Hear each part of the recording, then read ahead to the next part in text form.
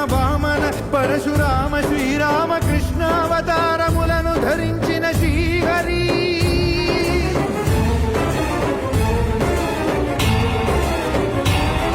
అవతారకుడం అవతారమూర్తిగా సాక్షాత్కరించి ధరింప